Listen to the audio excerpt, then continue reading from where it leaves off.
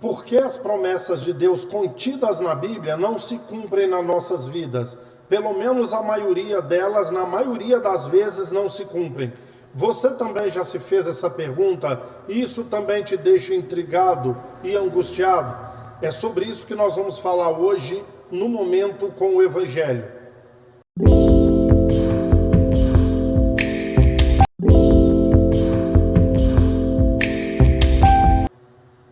Bom, meus queridos e queridas, no meio do povo evangélico há uma fala que é o seguinte: na Bíblia Sagrada há mais de 8.000 promessas para as nossas vidas. E muitas vezes eu sou parado, as pessoas me param e me perguntam: onde estão essas 8.000 promessas que eu não vejo cumprir na minha vida? E na maioria da vida dos cristãos também não se cumpre. Nós vemos uma coisa ou outra cumprindo aqui ou ali. Por que essas mais de 8.000 promessas não se cumprem? Você sabia que na Nova Aliança, no Novo Testamento, há somente 2 promessas de Deus? Não existe essa história de mais de 8.000 promessas? Quais são as 2 promessas? Jesus disse: eu vou voltar para o Pai e vou enviar outro Consolador. Quando Jesus estava aqui na terra, ele era um Consolador. Então ele voltou ao Pai e enviou o Espírito Santo, um outro Consolador. E a segunda seria a volta dele, a vinda de Jesus. Essas 2 promessas. O resto é engano, é balela, é manipulação, é interpretação errada de textos bíblicos, ok? Eu vou dar para você 2 exemplos que eu já falei outras vezes aqui. Um muito famoso, o Jeremias 33:3, clama a mim e responder-te-ei, anunciar-te-ei coisas grandes e ocultas que não sabes. Se você ler o contexto, você vai ver que essa não é uma promessa para a igreja, não é uma promessa para a nova aliança, ok? Jeremias estava profetizando: o povo de Israel vai ser levado cativo, como foi, e vai ficar cativo em terra estranha. Eles ficaram cativos 70 anos na Babilônia. Então, quando passarem essas 7 décadas, o povo de Israel vai acabar a esperança. Nós não temos mais esperança, acabou. Não tem mais jeito, não tem mais recurso. Quando vier essa falta de esperança, clama a mim e responder-te-ei, anunciar-te-ei coisas grandes e ocultas que não sabem. E aí o que as pessoas dizem? É promessa de Deus para a sua vida. Será que eu vou conseguir a casa própria, um bom emprego, um bom casamento? Sabe, será que meu filho vai entrar na faculdade? Será que eu vou conseguir gravar um CD ou não? Aí usam isso. Você vai, porque está prometido. Clama a mim e responder-te-ei, anunciar-te-ei coisas grandes e ocultas que não sabem. Querido, conseguir uma casa, um emprego, a cura, um milagre, isso é coisa que ninguém sabe, que ninguém viu. Isso é uma coisa oculta. Tem gente conseguindo casa, emprego, casamento toda hora. Isso não é uma coisa oculta que ninguém sabe. Do que ali Deus estava falando? O sujeito mais perverso, mais endemoninhado da época era o rei Ciro, e ele assinou o decreto para Israel sair do cativeiro, voltar para a nação e reconstruir a nação. Era disso que ele estava falando. Vocês vão ser levados cativos. Quando perder toda a esperança, clama a mim e responder-te-ei. Então esse texto não é uma promessa para a vida de crente, entende? Eu falei um aqui para você.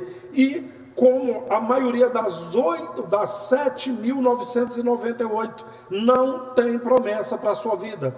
Uma segunda. Segundo Crônicas 7, 14 e 15, se meu povo que chama pelo meu nome se humilhar e orar e converter dos maus caminhos, então eu ouvirei do céu, sararei a sua terra, os meus olhos estarão abertos, os ouvidos atentos à oração que se fizer neste lugar. Então, qualquer dificuldade que você passar, clama. O povo de Deus, se clamar e orar, Deus vai responder. Não, meu querido, quando é que foi escrito isso? Salomão construiu o primeiro templo.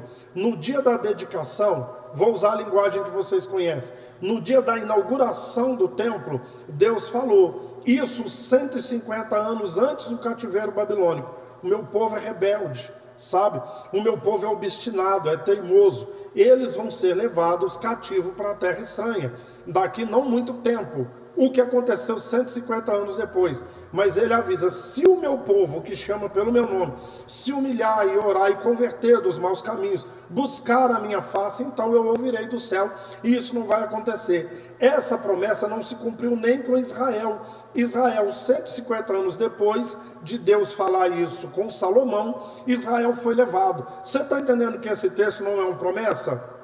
Aí eu já vou te dar aqui um fato só. Eu poderia dar centenas. Agora em 2020, com a Covid-19, então numa quarta-feira foi decretado lockdown no Brasil. Na quinta, na sexta, no sábado, as pessoas foram para as portas da casa, para as sacadas do apartamento, todo mundo orando, cantando, fazendo louvor, prestando cultos a Deus da varanda da sua casa, da janela da sua casa, e clamando nas grandes avenidas do Brasil, das capitais do Brasil. Aqui em Belo Horizonte, Avenida Afonso Pena, Avenida do Contorno, Avenida Brasil no Rio de Janeiro, então Avenida Paulista em São Paulo, em cada avenida de 1 em 1 metro tinha um crente ajoelhado clamando para a Covid não chegar. O povo se humilhou, orou, buscou a face de Deus, ficou todo mundo trancado dentro de casa, as pessoas voltando para o Evangelho, se reconciliando com Jesus aos montes, mas morreram mais de 700 mil pessoas no Brasil, mas o povo não clamou, não humilhou, não buscou pelo nome do Senhor. Por que a promessa não cumpriu? Para terminar, querido, o livro de Provérbios não é um livro de promessas, não é um livro de doutrina. Se você fizer isso, Deus vai fazer aquilo, entende? Deus prometeu isso e vai cumprir. Não, querido, era uma visão que Salomão tinha das coisas que aconteciam, e ele dava conselho, ele não prometeu nada. Quer mais um? Cria um menino no caminho em que deve andar, e quando crescer não desviará dele. Olha um monte de filho de crente que foi nascido e criado no Evangelho, hoje estão desviados, estão presos, estão nas drogas, na prostituição, estão na bandidagem. Onde está a promessa de Provérbios 22:6? Você está entendendo, querido? No Novo Testamento, na Nova Aliança, só tem 2 promessas. O Espírito Santo foi enviado e Jesus voltaria, ok?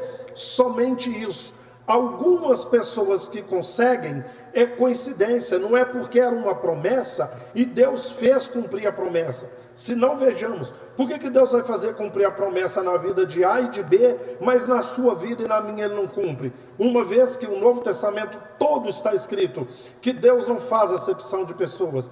Então não fica angustiado, querido. A grande maioria das coisas Deus prometeu para Israel ou para uma pessoa específica. Ele prometeu para Abraão, ele prometeu para Josué, mas as pessoas leem e acham que é uma promessa para a sua vida. Entende isso aí? Então só tem 2 promessas, não fique angustiado com isso. A nova aliança, o que ele promete, o que Jesus nos mostra: luta, provação, dificuldade, tribulação, entende? Privação, sofrimento. É isso que está escrito no Novo Testamento, para aqueles que querem servir a Cristo, ok? Então, eu quero orar com você mais uma vez. Deus, talvez, Pai, essa pessoa está angustiada, porque clama pelas promessas do Senhor há muito tempo, e essas promessas não cumprem. E eles veem que, num caso ou outro, a coisa acontece na vida de A ou de B, mas que na vida da maioria essas promessas não se cumprem, elas não acontecem. Então vem essa angústia e muitas vezes a revolta. Mas está aí mais uma vez a verdade do Evangelho, a verdade da sua palavra, e nós te agradecemos por isso, Pai. Muito obrigado. Nos ajuda a cada dia a abrirmos o nosso coração para a verdade do Evangelho.